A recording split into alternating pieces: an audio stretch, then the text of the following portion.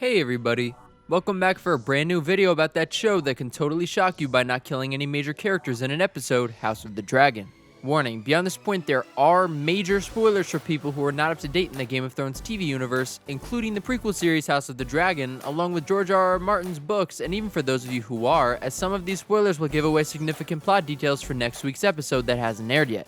In this video, we're going to give you our binge breakdown of the foreboding and ominous-looking trailer for Episode 8 of the already critically acclaimed House of the Dragon. After that, we're going to go over all the discrepancies in the leaked spoilers we covered for Episode 7 and talk about a rumor regarding the rest of the spoilers for the remaining episodes. Finally, we're going to give you our Rampage recap of the leaked spoilers for Episode 8, and more death is right around the corner. But before we talk about any spoilers, let's take a look at this trailer. Binge. Rampage. We just want to air a correction from our last week's video. We committed a truly unforgivable act. We misgendered Vhagar, who is the biggest and baddest she-dragon in the whole world. Please forgive our mistake, but also know that we aren't perfect and may make some more in the future. Bear with us and let us know when we mess up, which we will always admit. Now, let's talk trailer. The first shot opens up with a wide view of King's Landing and a boat approaching from the ocean. Is this Team Rhaenyra coming in from Dragonstone? After that, we get a sequence inside the Great Hall where Otto Hightower is showing off his power. And I speak with the king's voice on this and all other matters. What a douche. This sequence tells us a few things. First, we've seen yet another time jump as the kids have grown years since last episode.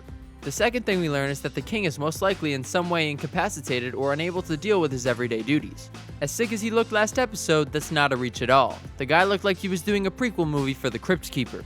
Following a title card, the trailer cuts back to the throne room where Rhaenyra looks concerned and Team Hightower is trying to overdose on swag. Should they have a dance-off? While we see Alicent and her kids, the Queen's voiceover talks about the green side landing their first blow. What exactly could she mean? More on that later. Also, is Aegon giving anyone else a Jeffrey Dahmer vibe? Kid's a total creep. The next shot we get is into the top of a room with light shining through the Faith of the Seven symbol, which leads us right into this shot where Alicent wears that same symbol on her dress, which is basically like a Catholic wearing a cross. Does condoning the murder of a person's own family member sit well with her religion? Alicent doesn't seem too concerned about hypocrisy as she sits on the king's seat in the small council. The next sequence shows Rhaenyra confiding in Daemon about Alicent's children ruling in her father's name. Those vipers rule in my father's name. Does this have something to do with the green victory their side discussed earlier? That sequence cuts away to Otto in front of the boss chair before cutting back to Daemon's response. To King's Landing, then. What does he mean there? Is this before they go to King's Landing? Trailers are usually edited out of order, so that's probably the case here. This shot here may be the only time we see Viserys in the entire trailer, and this seems to be his deathbed. Shit's about to get real, people. The promo then cuts to a weird close-up where someone is grabbing some kind of sharp tool. Who are they using it on? Is that for the king or something else? Following that moment, we get a sequence that seems to suggest Vaemond Velaryon has made a play for control of the house. That smile seems devious as f***. Courtless better be okay. We're Team Sea Snake. The next sequence is exciting as we see a grown-up and much taller Aemon fighting Sir Criston to the point that the once honorable knight has to take off the kid gloves. Is he trying to put Aemon's other eye out?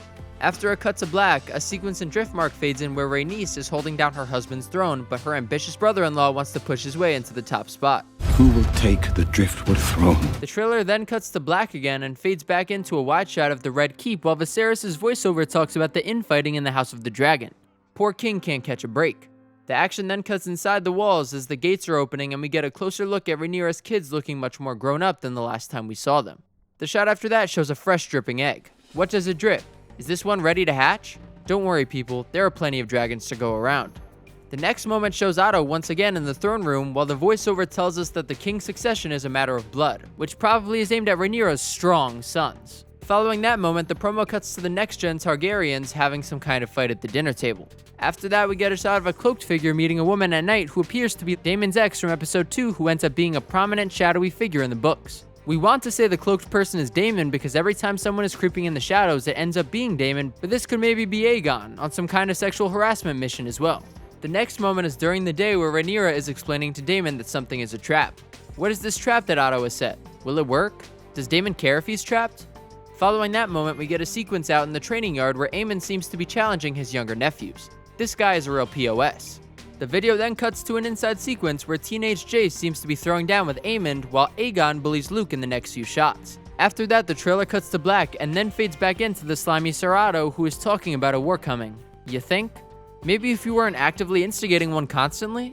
The final shot of the trailer shows a stoic-looking Vaemon Velaryon with a bunch of his bannermen walking into the gates. Is this a friendly visit or something more mutinous? What do you think? Will Vaemon get rid of Corlys? We sure hope not.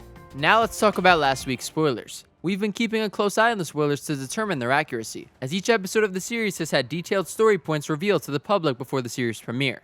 Up to episode 104, the leaker had called every detail perfectly, but the last few episodes have seen some inconsistencies between the spoilers and their corresponding story points. Episode 7 had the most differences to date.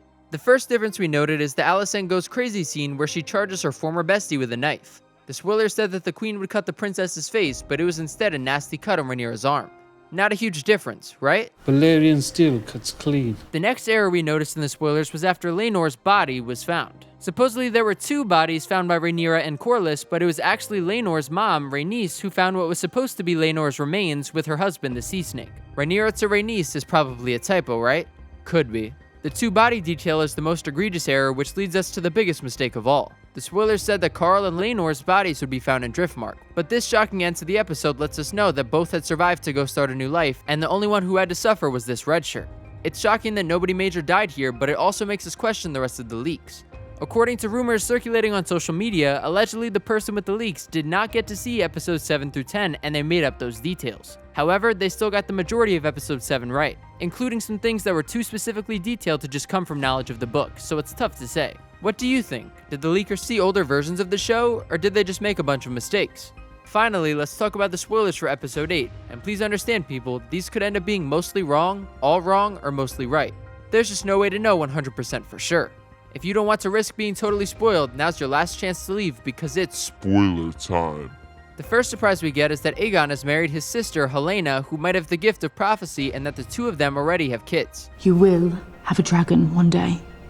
You'll have to close an eye. Targaryens move fast, for real though.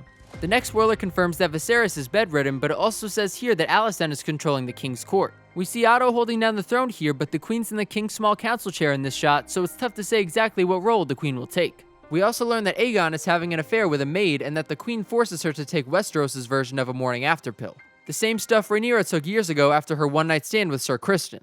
The injury of Lord Corlys is also covered in here, and all these details with Vaemon wanting to take over the Driftwood throne seem legit, so we won't repeat the obvious, but here's where things take a turn from the trailer. Allegedly, Daemon and Rhaenyra, or Day and Rey, show up and say that Luke is next in line for the Driftwood throne, since Jace is next in line for the Iron Throne. Since Princess Rhaenys wants her granddaughters on the throne, she decides to team up with Rhaenyra, and they create a marriage pact for Daemon's girls and Rhaenyra's boys that will keep Rhaenys happy and strengthen the princess's position.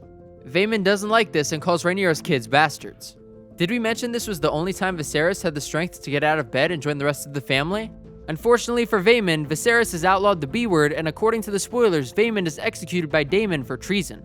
RIP another character we barely knew. The next big story point we want to talk about is a supposed reconciliation dinner between the Greens and Blacks where peace seems to be made. Instead, after the king goes to bed, good old one-eyed Aemon toasts his nephews as strong boys, which causes all hell to break loose. Towards the end of the episode, it's allegedly revealed Rhaenyra wants to make peace with Alicent once she returns home to Dragonstone, but back at King's Landing, the king is on his last legs, and while he's drugged up, he has a conversation with Alicent, who he thinks is Rhaenyra. At least he isn't calling her Emma again. That was rough. So as the king has his talk with his wife, she thinks he's naming Aegon as his successor, when really in his mind, he's talking to his daughter about what it takes to rule. Is Alicent hearing what she wants to hear?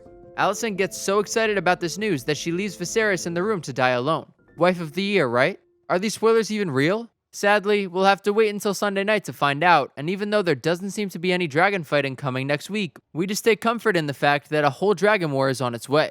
Thanks so much for watching our videos, everyone. As always, we're on the lookout for any new promo videos or leaked plot spoilers to help prove or disprove all the rumors out there about our favorite show that spans generations in a single season, House of the Dragon. Please let us know your thoughts in the comment section below. Follow us on Instagram and Twitter at Binge Rampage. Click that notifications bell for our channel so you can see our next video as soon as it comes out, and don't forget to subscribe. It was a fair exchange. I may have lost an eye, but I gained a dragon.